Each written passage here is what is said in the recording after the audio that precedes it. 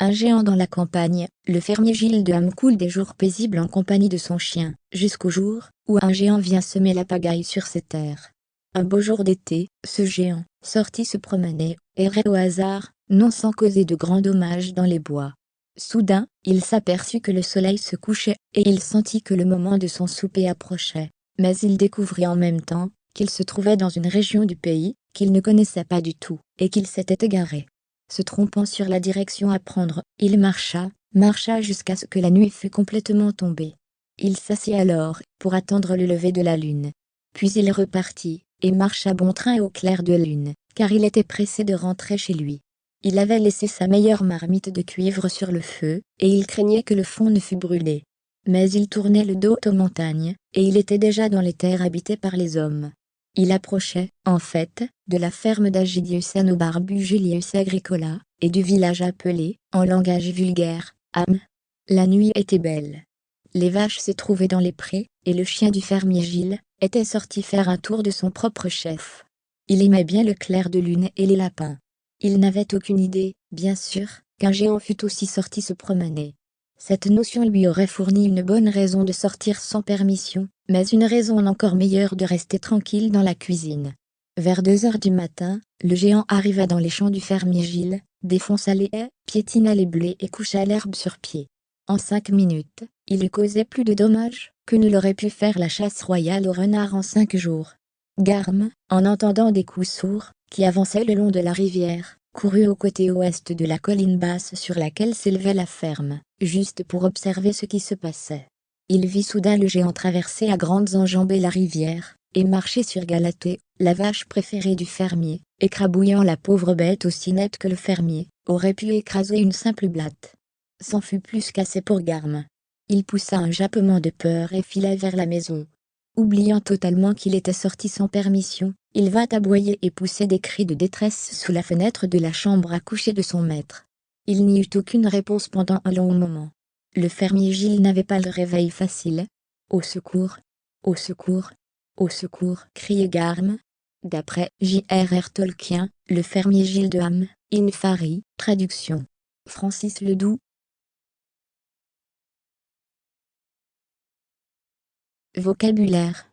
1. Agidius Agricola. Nom complet du fermier Gilles. 2. Dommages. Dégâts. 3. Blatte. Insecte nommé aussi cafard. Rubrique. Ma première lecture. Question 1. De quel type de texte s'agit-il? Un documentaire? Un article de journal? Un extrait de conte? Un énoncé? Question 2. Retrouves-tu le prénom de chaque personnage parmi les propositions? A. Le chien, B. Le fermier, C. Le géant, D. La vache. Gilles, Galatée, Ham, Garm. Question 3. Relève les indices qui te permettent de savoir quand le récit se déroule.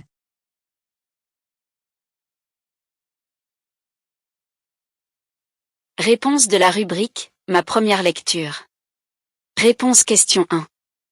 Il s'agit d'un extrait de conte. Réponse question 2. Le nom du chien, c'est Garm. Le nom du fermier, c'est Gilles. Le nom du géant, c'est Ham. Le nom de la vache, c'est Galatée. Réponse question 3. Les indices qui me permettent de savoir quand le récit se déroule sont: un beau jour d'été. Marcha jusqu'à ce que la nuit fût complètement tombée. Et marcha bon train au clair de lune.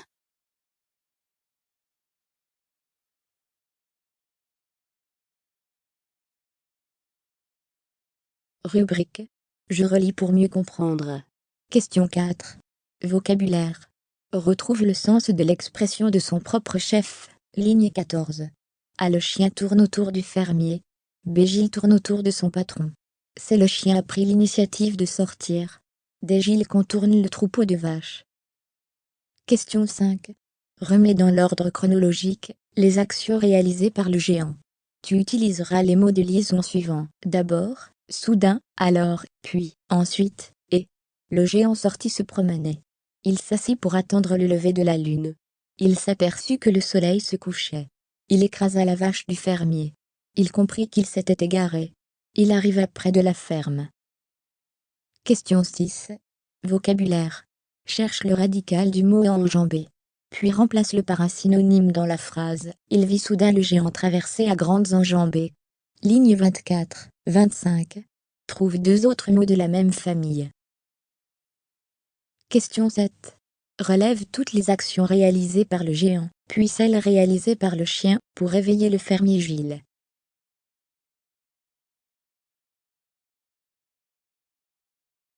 Question 8. Identifie le temps des verbes relevés à la question 7, puis justifie l'emploi de ce temps. Question 9.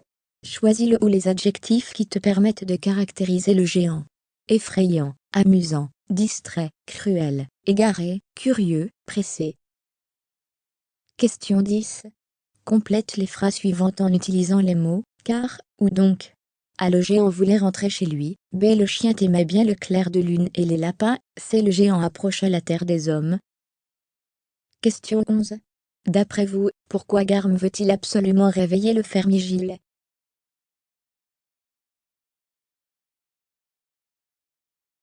Réponse du rubrique. Je relis pour mieux comprendre. Question 4. Le sens de l'expression « de son propre chef ». C'est « le chien a pris l'initiative de sortir ». Réponse question 5. D'abord le géant sortit se promener, soudain il s'aperçut que le soleil se couchait, alors il s'assit pour attendre le lever de la lune, puis il comprit qu'il s'était égaré, ensuite il arriva près de la ferme, et il écrasa la vache du fermier. Réponse question 6. Vocabulaire. Le radical du mot enjamber, d'un grand pas. La phrase « Il vit soudain le géant traverser d'un grand pas ». Réponse question 7. Les actions du géant. Le géant traversait à grandes enjambées la rivière, et marchait sur Galatée, la vache préférée du fermier, écrabouillant la pauvre bête aussi nette que le fermier, aurait pu écraser une simple blatte. Les actions du chien, pour réveiller le fermier. Il poussa un jappement de peur et fila vers la maison. Oubliant totalement qu'il était sorti sans permission, il vint aboyer et pousser des cris de détresse sous la fenêtre de la chambre à coucher de son maître. Réponse question 8. Le temps des verbes à la question 7. C'est le passé simple. Il poussa, il fila, il vint. Toutes les actions passent dans un moment bref du passé.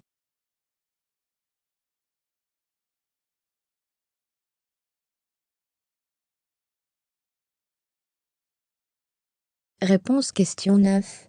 Les adjectifs qui te permettent de caractériser le géant. Effrayant, cruel, égaré, pressé. Réponse question 10. Je complète par « car » ou « donc ». A, le géant voulait rentrer chez lui, car il sentit que le moment de son souper approchait. B, le chien aimait bien le clair de lune et les lapins, donc il n'avait aucune idée, bien sûr, qu'un géant fût aussi sorti se promener. C, le géant approcha la terre des hommes, car il était égaré. Réponse question 11. À mon avis, le chien Garm veut absolument réveiller le fermier Gilles, car il était peur.